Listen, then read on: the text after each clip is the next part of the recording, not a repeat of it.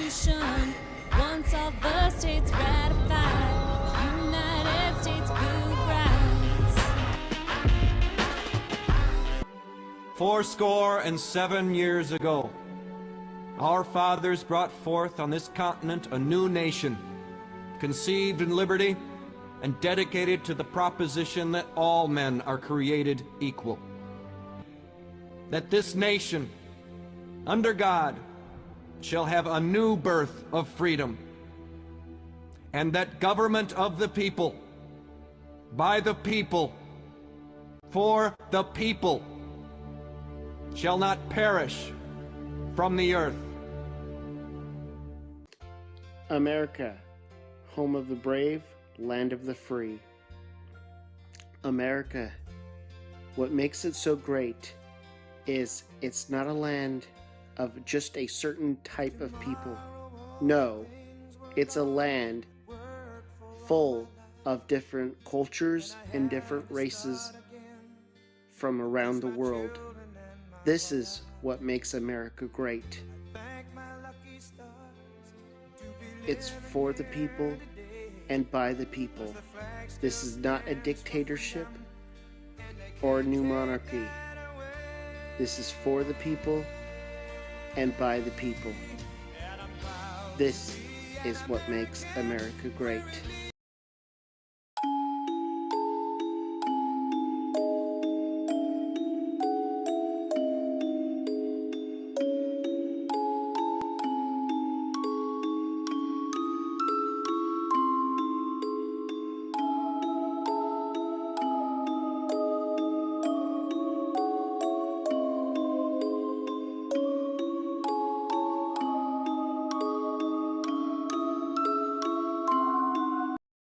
America. Within the last hour, President Trump signed an executive order ending federal funding for PBS and NPR.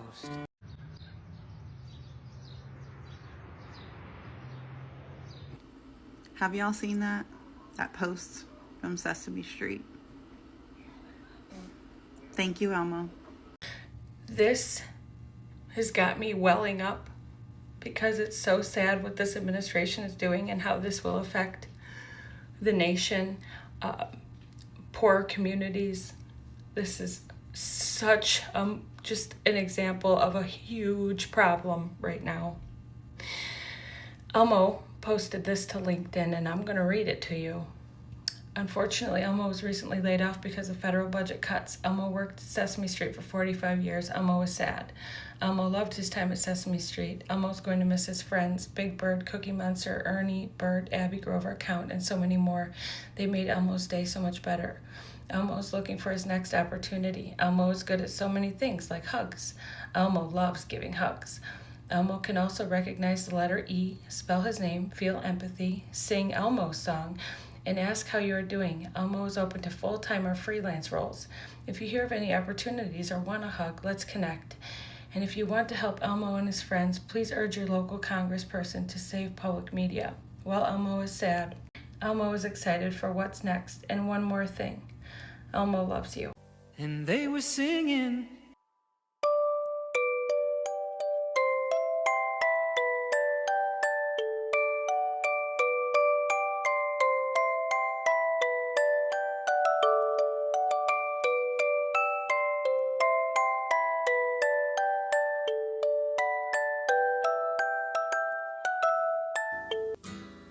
This'll be the day that I die. Maybe this time we don't say goodbye. We'll just say bye-bye for now. Okay. Bye-bye for now, Daddy. Bye-bye for now, son.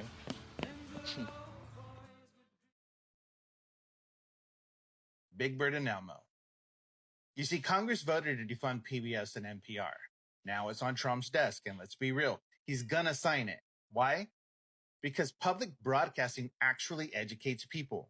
And Trump once literally said, I love the poorly educated. And of course he does. An informed public is dangerous to a wannabe dictator. This isn't just about Sesame Street. It's about silencing independent journalism, cutting off rural communities, and gutting educational programming that helps kids, seniors, and low-income families. And that's the target. The people who can't afford Netflix or private school or corporate news behind a paywall. PBS and NPR are trusted, fact-based, and not owned by billionaires. That's why they're under attack. This is authoritarianism 101. Kill the public education, discredit journalists, shut down truth tellers, and they're wrapping it up as fiscal responsibility while handing billionaires tax cuts. Defunding PBS isn't about saving money. It's about saving power for the few by keeping the rest of us in the dark, especially those he loves. Under no circumstances, you are promising America tonight, you would never abuse power as retribution against anybody. Except for day one. We love this guy. He says, you're not going to be a dictator, are you? I said, no, no, no, other than day one. We're closing the border, and we're drilling. After that, I'm not a dictator. Wow, okay, hold on. Trump just admitted that he would act as a dictator if he were to be elected on day one of his presidency. And when even Fox News host Sean Hannity is trying to backtrack to get Trump to say that he doesn't really mean it. That's not retribution. You know you have a problem.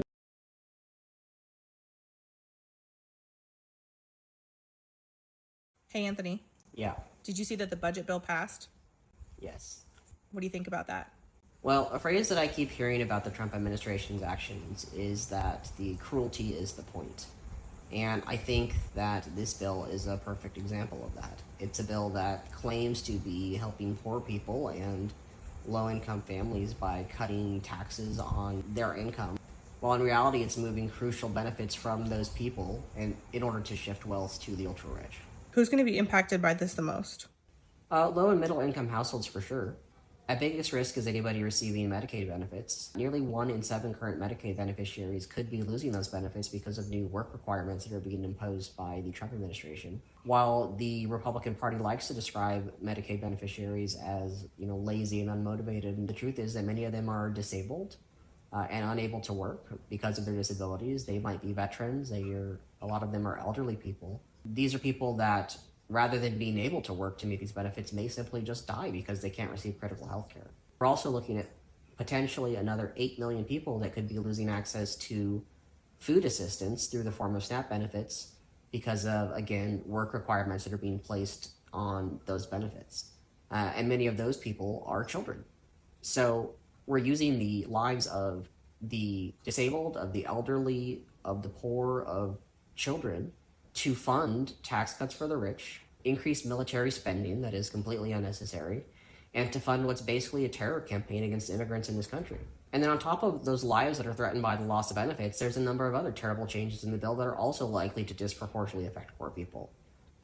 Critical among them is cuts to the green energy industry that, when you combine them with the effects of recent executive orders, such as the removal of hurricane monitoring from public access, could lead to millions of lives being lost because of global warming incidents like hurricanes and tornadoes in the upcoming years. So we're really just using the lives of millions and millions and millions of poor Americans, many of which live in GOP states and may have even voted for the representatives that supported this bill, to further increase the wealth gap in this country. And the Republicans in Congress are laughing about it. Cruelty is the point. What can people do to stop this? I think the best thing going forward at this point is honestly a general strike.